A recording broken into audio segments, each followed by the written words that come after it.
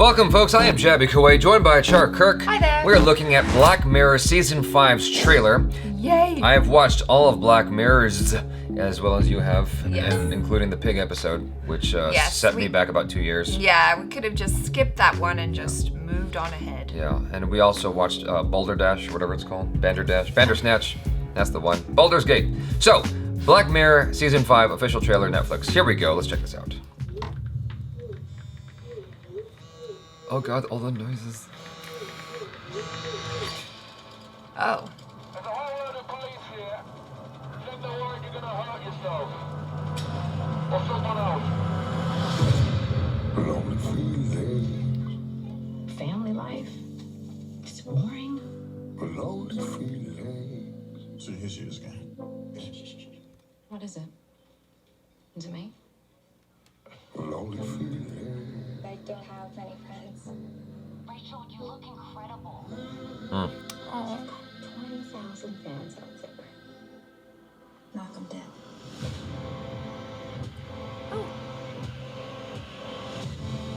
Smiley! Brace yourself. It's not a doll. That thing was poison. Pull out whatever we can get on this guy. 3 stories.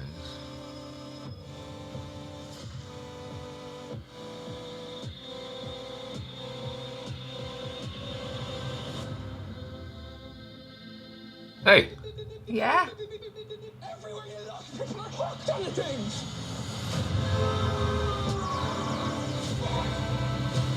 Oh, what? Oh, cool. Lonely feeling.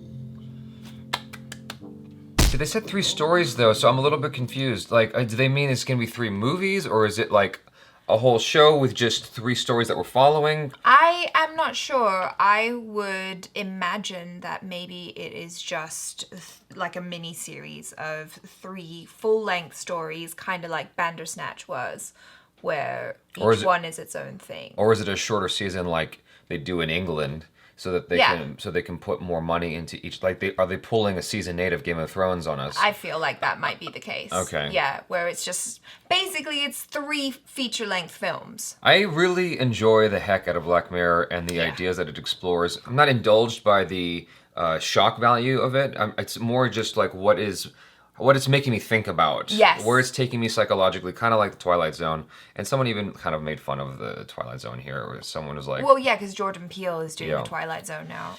yeah, it says Jordan Peele, hey, I'm doing the Twilight Zone. Charlie Brooker, hold my white bear. I don't get the joke.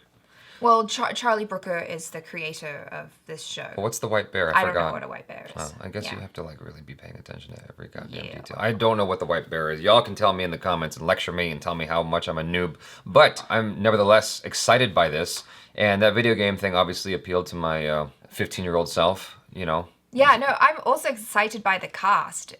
Obviously, Miley Cyrus, super exciting.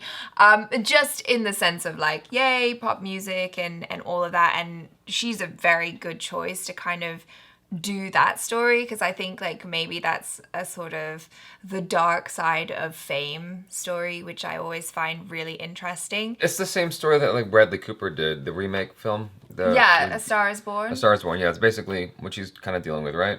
Well, I don't Ish. know because I haven't seen it. No, but I mean, she's also a famous performing artist dealing with like some issues and whatnot, and she's reliving that here in. I mean, we can assume that she's dealt with issues in real life, and she's doing it as a role as well. Oh, I see. Oh, you meant like Miley Cyrus, the person, as opposed to the character in the movie. Yeah, it's like doing a movie about your own biopic in a way. But I mean, obviously, there's fantasy elements here Yeah, and whatnot. But that's why I was a but little I'm like- saying she's dealing with her character is dealing with things that she as a person has also dealt with, just like. Yeah, A Star is Born. Yeah, I'm sure. Just from the trailer, I don't know exactly how deep they're going to delve into that, because it might just be a sort of like technology thing or whatever, which seems to be kind of the vein of Black Mirror, and they're really pushing that like technology, you know. Well, that's been the thing with Black Mirror for a while. That's what I'm saying. Some of the most horrific ideas are about technology, and it's really sad because there's so much truth in what they're talking about. It's almost like a warning to people. It's like, hey, if you're not careful, this is basically where you're headed. Be mindful of what you're doing. Yeah, and it's interesting because most people are probably watching the show on their technology stuff, you know. So it's like, meta. what is that saying? I like it. Like, I really feel the sense of isolation coming through. I forget the name of the actor that plays Falcon in. Right, I was about to say we got Falcon. I mean Captain America. I mean spoiler alert. Yeah, you know, but in his storyline, it looks like, you know, he's feeling really lonely and unconnected, even though he's got a wife and people around him, but he's always just turning to his device and scrolling, and there's that feel of FOMO and stuff. And then there's the Did you see the phone? You see the phone they were using? It's like a bendy phone. I wish I had something here I could demonstrate it. Oh, was it? It was like a bendy phone, so it was like this. It's like a phone from the future. Cause okay. That's the new thing. I mean, foldable phones are the way of the future, and so Yeah. they kind of showed that to us in here, where someone was using. It wasn't just a foldable phone; it was crazy thin. I'm like, that technology doesn't exist yet. It was a piece of plastic. How are you gonna have your like 4 hours of battery life, talk time, with a battery that thin? It's just like the phones would be thinner now if not for batteries. But anyway, what were you saying? What else is there? Oh yeah, and then there was the one about the girl and the little robot thing, and like I feel like that is something that we can relate to as well, because, you know, anyone who uses social media a lot, there is that sense of wanting to get validation from people, you know. Sadly, that's the case. Like, let's be real about it. You put a picture up on Instagram, you check the likes, you check the comments, like what are people saying? That's a young girl as well, and so, you know, I feel like maybe that's a sort of commentary on young people. Right. Well, I mean, that's an obvious commentary on young people, yeah. But what I was going to say was two things. Number one is I think Twitter and Instagram, I mean, this is kind of off the rails a little bit, but Twitter and Instagram are going to be experimenting with taking away likes and showing you how many subscribers or followers that you have in an effort to get away from that notion, to get away from those ideas of, you know, getting validation out of how many followers, how many likes you have and whatnot. They're trying to delete that or remove that from the atmosphere of social media in favor of just good content. So many companies depend on seeing that to measure your worth and your value in order to determine whether or not you're bankable as someone to invest with as an influencer. As an influencer, for branding. Right. And so there's that, but at the same time, I feel like that's a temporary thing, and the likes and the subscriber follower count is going to come back because it just kind of has to. It's intrinsic to that. It's intrinsic to social media, in my opinion. Yeah. And so with that notion being said, coming back around to this, I feel like we are so embedded in our technology and whatnot that the only place to get validation from is a robot. We are going to need that by necessity in order to have some sort of sanity, and eventually that's going to run its course, as well, as you can see in the show already, where she's like, "Oh, thanks."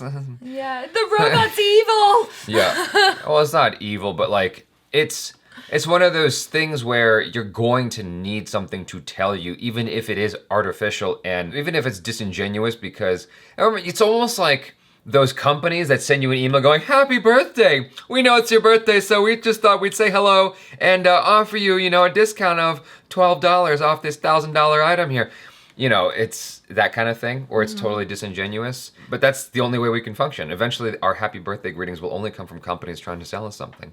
Oh, the future is bright, everybody. Nevertheless, I think that this is very exciting. Any more Black Mirror, even if it doesn't look like it's going to surpass previous seasons, I still think that it's very, very much worthwhile. Oh man, no, I really think it can do so well. Like, the fact that it's 3 stories, which could feasibly be 3 episodes, means, like you said, that they can spend so much more time crafting each one. And I've always felt that each episode of the show is so well crafted. I love that it's just one story and told really, really well. Well, we don't know if it's just going to be 3 episodes. It could be that it's 3 stories over a few episodes each, or it could be 1 long episode each. We have no idea. But right. I mean, they certainly are trying to do something in an effort to respond to the Twilight Zone, is what it seems like to me.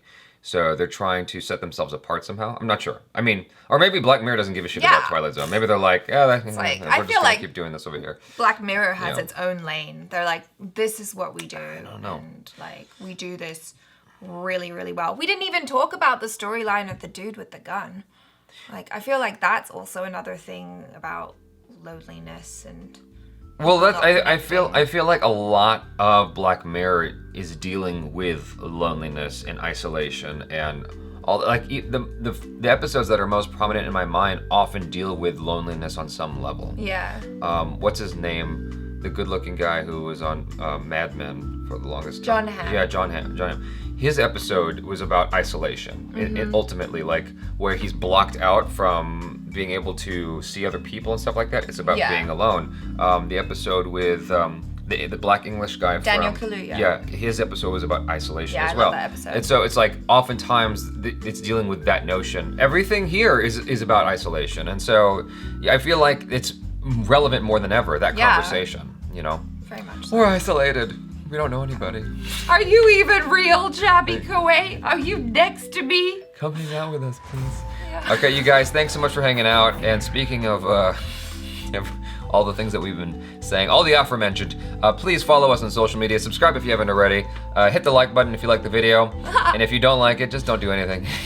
And yes, check out our other reactions, reviews, short films, vlogs, interviews. I'm Jaby Koay. This is ACHARA. Peace out.